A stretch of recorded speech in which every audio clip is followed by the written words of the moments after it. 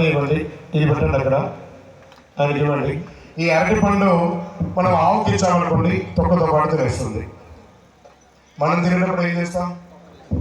ఏది ఎలా గట్టిగా చెప్పండి. ఏం తీసి? తొక్క తీసి. బిడ్డ, నేను అనే అహంకారంతో సమాజంలో తిరిగామంటే నన్ను తొక్క తీస్తా అంటున్నాడు అయ్యప్ప. అయ్యప్ప, నాలో ఉన్న నేను ఉన్న తొక్కను తీసి మాధుర్యమైనటువంటి పండుని నీకు నైవేద్యం ఇస్తున్నాను అయ్యప్ప. ఇదే నా భక్తి, నా హృదయం ఇదే.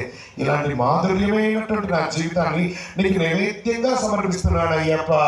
నైవేద్యం ఇదిగో శరణం పొన్నయ్యప్ప.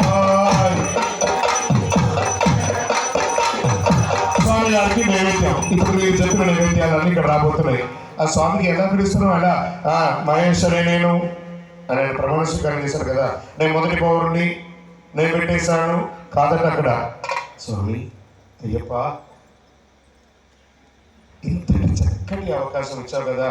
ఈరోజు మీరు ఆరగించే ఆహారాన్ని నా చేతుల మీదుగా తీసుకునే భాగ్యాన్ని నాకు కల్పించారు కదా. స్వామికి అతి ఇష్టమైనది ఏంటి?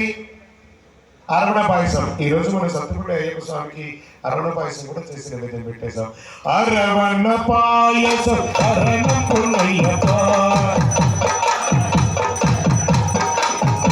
అటుకులు బెల్లం శరణం పొన్నయ్యప్ప,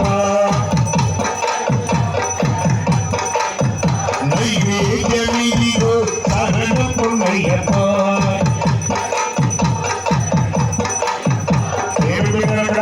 అరిసెలు, బూరెలు, పారెలు అయ్యప్ప అన్నీ ఆగిపోతాయి.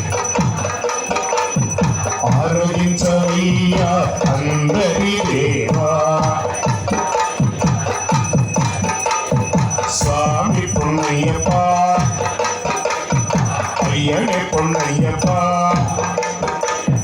స్వామియే శరణం నరణం పొన్నయ్యప్ప.